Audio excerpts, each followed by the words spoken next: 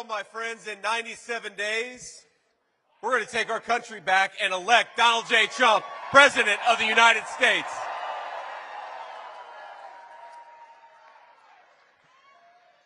God bless you. We got a Middletown person, and it's going to start in the great state of Nevada. God bless you all. Now, it feels like time is standing still here. Politics a lot has happened in the last month, but just over a month ago, President Trump wiped the floor with Joe Biden on the debate stage, exposed a massive cover-up of Biden's mental incapacity, and saved America from 4 more years of the disaster that is the Joe Biden presidency. And during that same time, President Trump accepted our party's nomination with overwhelming support. He held one of the most successful conventions in history. He took a bullet for the country that he loves, and he didn't miss a single day at work. That's a hell of a president, ain't it? And just imagine, my friends, just imagine what he's going to do with 4 more years, right? And that's what we're going to give. Now, we're going to say a word about the media. I know we have some friends in the media back there. Not all of them are bad, just most of them. It's okay. But after covering up for Joe Biden's mental incapacity and incompetence for 3.5 years, now the media is at it again, this time gaslighting us on Kamala Harris's record and achievement. The same media that told us for 3.5 years Joe Biden was Albert Einstein is now trying to tell us that Kamala Harris is Abraham Lincoln. Well, we know the media loves a good fact check, so here's one for you. Kamala Harris was the most liberal member of the United States Senate. She is a San Francisco liberal. She is dangerously liberal. And thanks to the people in this room, she is never going to be the president of the United States.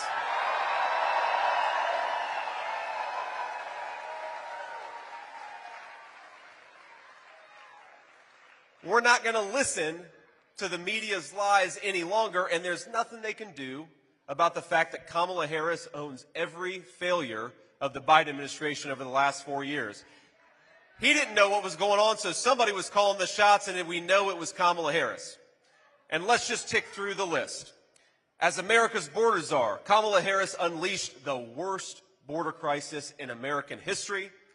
10 million illegal aliens just on her watch have invaded our country, and it wasn't by accident. We know it was by design. During her first failed run for president, she told everyone exactly what she wanted: to decriminalize illegal immigration, to tear down immigration customs and enforcement, and open up the floodgates while giving everybody who came here free health care at your expense. Then, on Kamala Harris's first day in office, she went to work, not for you, but for them, and we should never let it live down.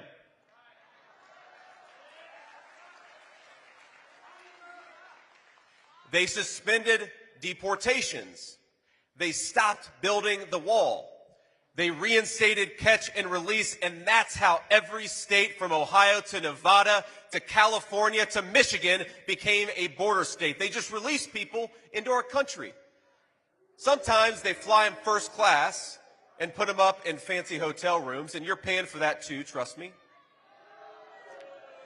And after bringing them all here, they proposed amnesty for millions of illegal aliens. She might as well have invited them personally to break our laws and come into our country.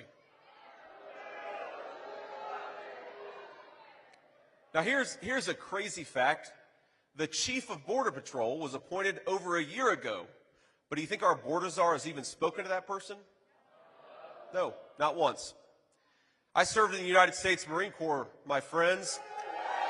Semper Fi. And my brothers and I would have called that a dereliction of duty.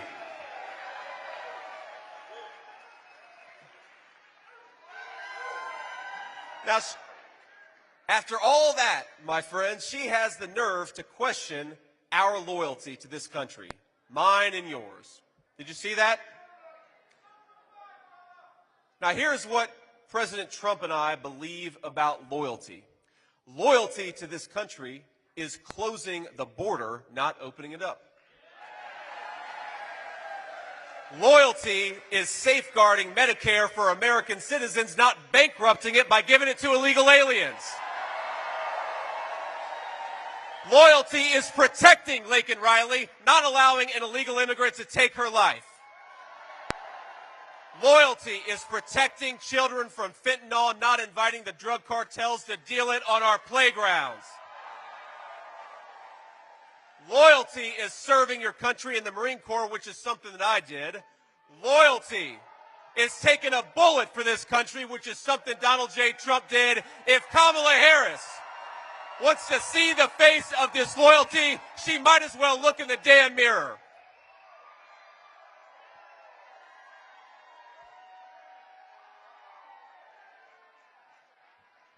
Thank you all. This administration handed out work permits to 3 million illegal aliens who lied to claim asylum. They turn a blind eye while those fraudsters steal American jobs and undercut American wages. And if the failed border czar wins, she is not going to stop until every illegal immigrant has the right to vote, which is going to destroy your voice in your own country to make room for people who shouldn't even be here.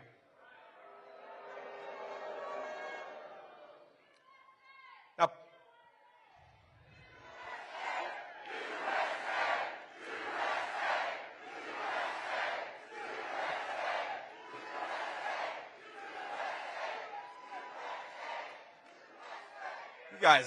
you guys are fired up. What are they putting the water in Las Vegas? Jeez.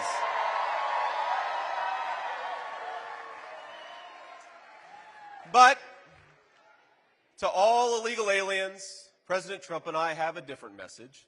If you are here against the laws of this country, pack your bags because you're going home in 6 months.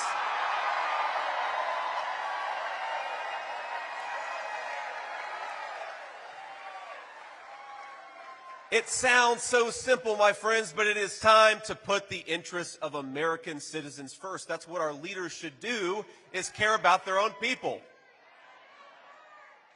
Now, I want to recognize, before we keep on going, I want to recognize a few incredible, great Republican leaders who join us today, all the way from Florida. The great Congresswoman Anna Paulina Luna,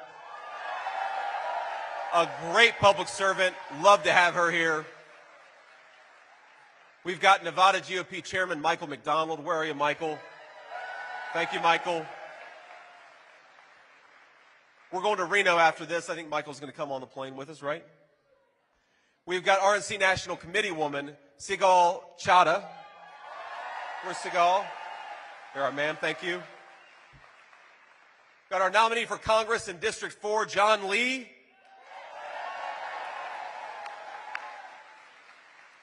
And we've got a lot of great members of the State Senate and Assembly.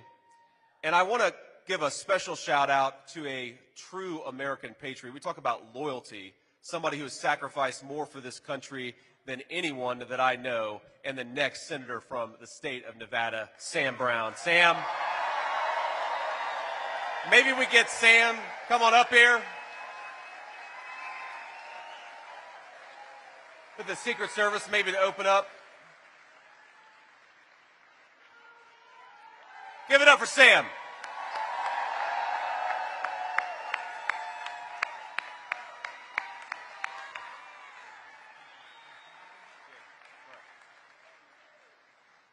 All right, Nevada, we're fired up for J.D. Vance and President Trump.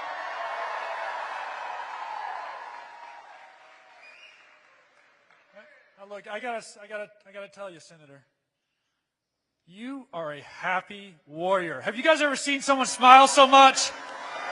Does this man love his country or what?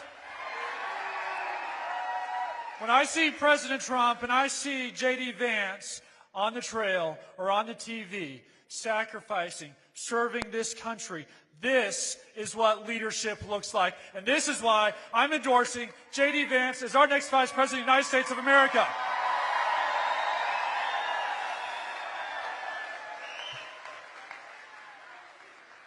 You've heard me say this before. The words that took me from that place of having lost all hope on the battlefield as I was engulfed in flames were quite simple, but so powerful. It was, "Sir, I've got you." And I've tried to live with that in mind as my message to you. And I can tell you, as I look at President Trump, and as I look at J.D. Vance, and what they're going to do for this country, their message is so similar and resonates in our hearts as they tell us they've got us. They've got us, Nevada.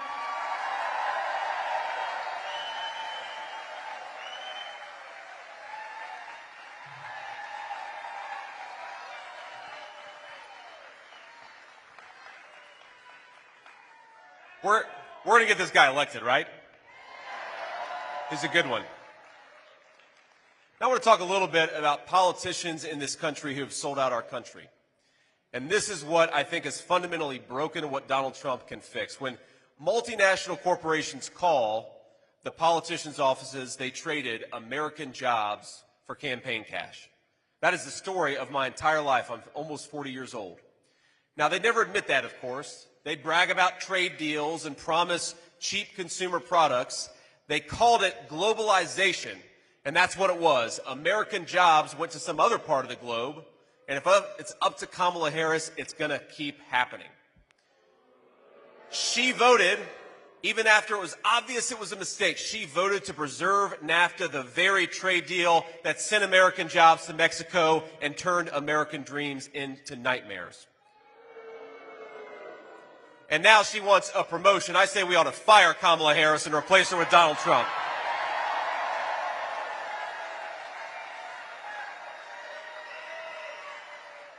Now, my friends, I want the American dream as a goal for our children and for our grandchildren. You never hear people talk about the American dream anymore.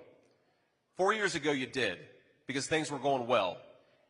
And just as Donald Trump brought it back when he ran for president before and served as president, he's going to bring it back. We just got to send him to the White House, right?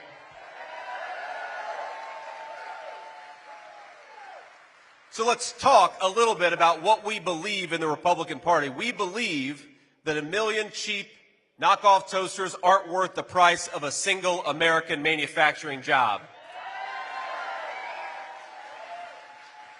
We believe in rebuilding American factories and rebuilding the American dream, and we're going to stamp more and more products with that beautiful label, Made in the USA.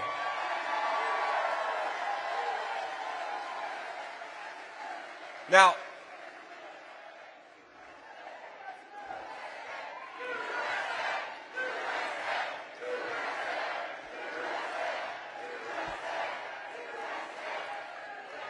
I have seen in my own life the consequences of electing failed politicians like Kamala Harris. When Democrat leaders fail our citizens, it is what the Bible calls the least of these that suffer the most, and I know that because of where I came from and how I grew up. Now, I stand here as your next Vice President of the United States, and I am proud to do it.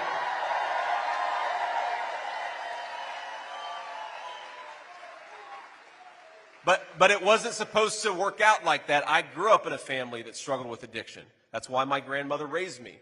I grew up in a family that sometimes struggled to put food on the table. I grew up in a family where things were often tight and tough. But I made it because, first of all, this is a great country that provides opportunities to its citizens, and we are grateful for it. Now, I also made it, of course, because I was raised by a tough old bird I called Mamaw. And I've heard so many stories about Mamaw from people all over my old hometown. And I've remembered things about Mamaw that maybe, after 20 years you forget. But one of my favorite Mamaw stories is when I enlisted in the United States Marine Corps. She was very proud of me. Remember, this is 2003, a time of war, and she was a little scared for me. And so she was pissed off at the Marine Corps recruiter. And I'll never forget when he came over to talk to her about what boot camp would mean for the family, she stood on the porch, and he started to walk up, and she said, "If you put one foot on my porch, I'm going to blow it off." And that was the woman who gave me all the opportunities that I've had, and I'm so grateful for all the strong women out there, especially the strong grandmas and the strong moms.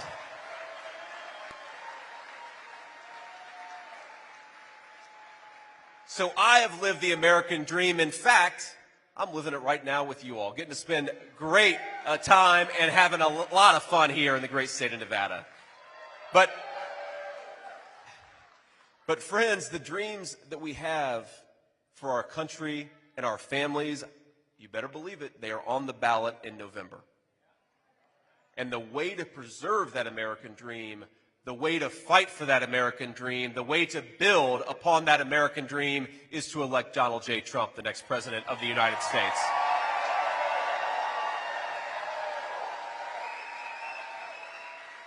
Now, let's talk about the contrast between Kamala Harris and Donald Trump. Kamala Harris's vision is for open borders and closed factories. Kamala Harris wants a government that tells you how to live your life, and she wants smaller family bank accounts.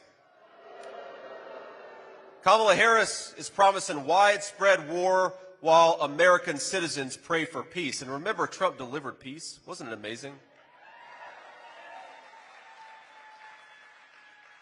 Kamala Harris pledged to ban fracking, which would destroy the energy economy in this country.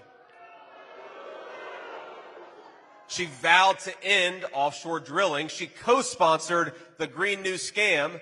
And when you fill up your car at the gas pump, maybe we should all just send Kamala Harris the bill. Is that? I don't think she'd pay it, but we have to try. That's right. Make no mistake.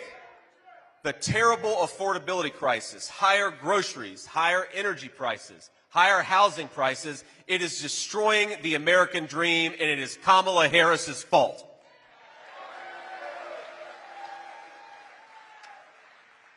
Now, President Trump, of course, built the strongest economy in the history of our country. I'm 40 years old, almost. I'm sad about that, by the way. I turned 40, I think, on Friday. Thank you all.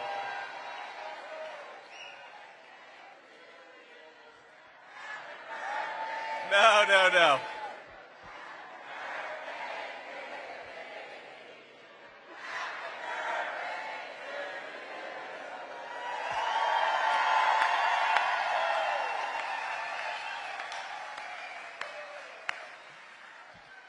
Beautiful singing voices, great energy. You've got everything here in Las Vegas.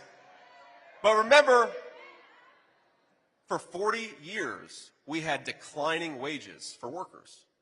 Under the Trump administration, we had rising wages for workers. And it's common sense. How did he do it? He delivered a giant tax cut for hardworking families.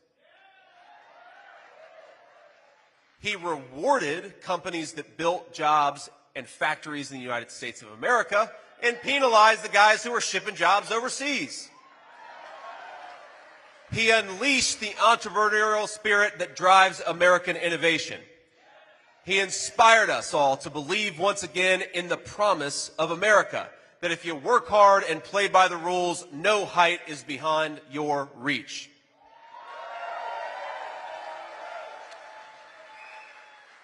And Kamala Harris has broken, I think, that foundational promise that if you work hard and play by the rules, you ought to be able to live a good life in this country.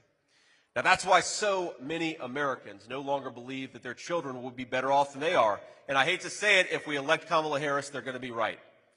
So if you're out there and you're trying to make ends meet, if you're scraping by instead of thriving, if your hope is dwindling just as fast as your bank account, help is on the way, and its name is Donald J. Trump.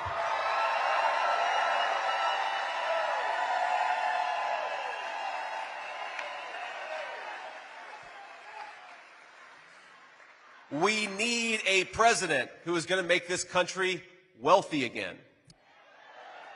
We need a president who's going to make life affordable again. We need a president who's going to tell our great American energy workers, drill, baby, drill.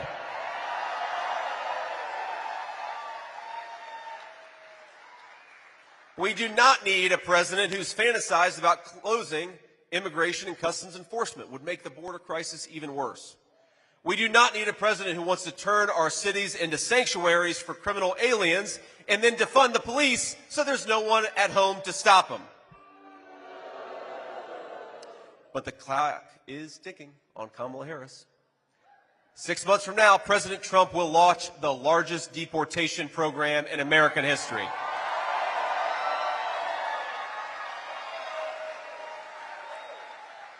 We're going to end catch and release. We're going to ban sanctuary cities, and then we're going to finish building that beautiful Trump border wall. Ain't that right?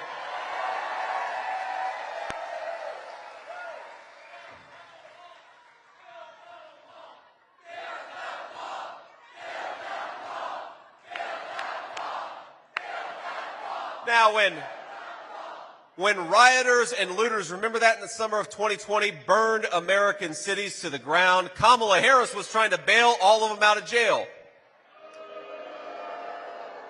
The criminals she helped free included an alleged knife murderer, a convicted rapist, a domestic abuser who later shot and killed a man.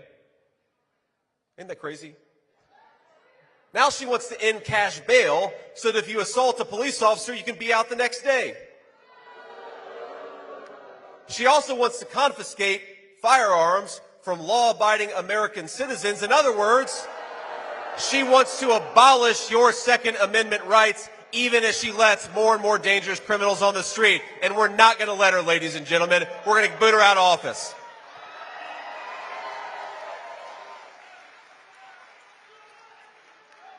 I guarantee you, if Kamala Harris is president, law-abiding citizens are going to struggle. They are going to be sitting ducks. But we're not going to let it happen. Every man's home is his castle, and he should be able to defend it against anyone who threatens his family. It's a simple American principle, and we're going to fight for it. And we know the truth, by the way, that our police are heroes and we're always going to have their back.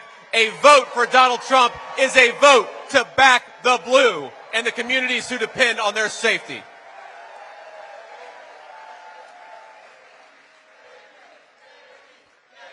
Now,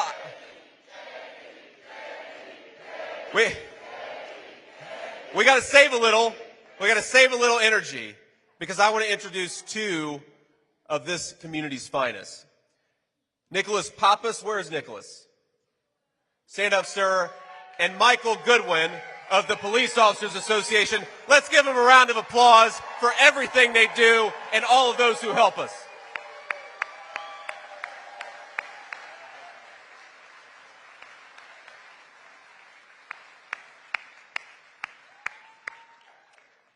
Now, together, we're going to save this country for every American of every race, color, and creed. And it all starts with strength. Strong borders, strong families, a strong economy, and a strong president.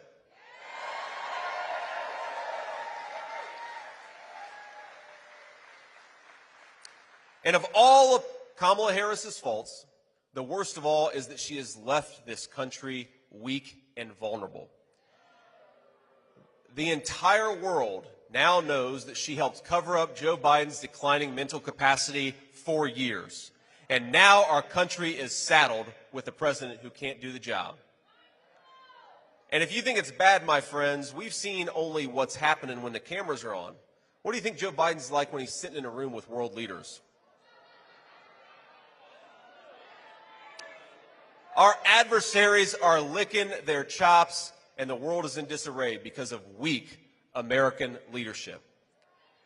Now, anyone who is too blind to see Biden's incompetence, or more likely too dishonest to admit it, is not fit to serve as commander-in-chief of this country.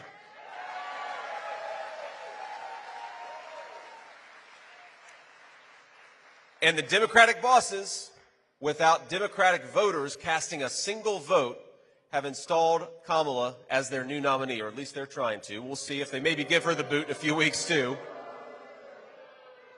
The media, which for years has said that Republicans are a threat to democracy, they're calling it a coronation. I've got a different word for it. I call it a coup. In America, my friends, we do not crown our leaders. we'd vote for them. Remember, in the 2020 Democrat primary, Harris dropped out a month before the first vote was even cast. She was so unpopular, she polled in the single digits even among Democrats her entire campaign. She wasn't in the top 3 in her home state of California. We've got to give credit where it's due. Maybe we aren't Democrats, but the Democrats were right in 2020. We don't want a wacky San Francisco liberal serving as commander-in-chief. We don't want Kamala Harris.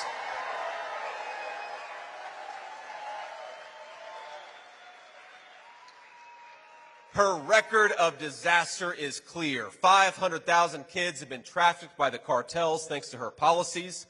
Hundreds of thousands of our citizens are dead from fentanyl thanks to her policies. Hardworking Americans cannot afford groceries or rent because of her policies. And my question to the American people is, do you want a president who is disloyal to this country, or do you want one who is willing to take a bullet for it? I think I know the answer.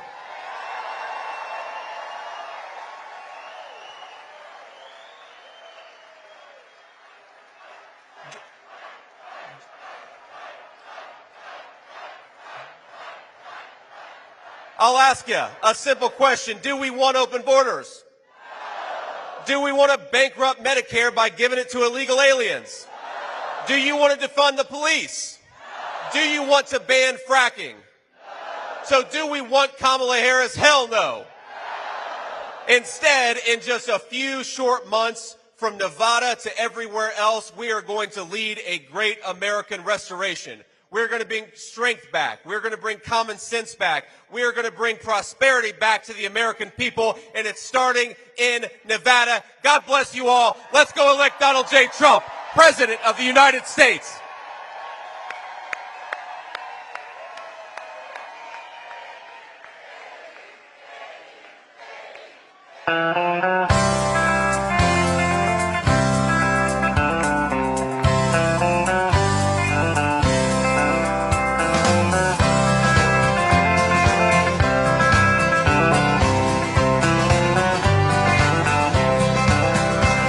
Why don't we liberate these United States?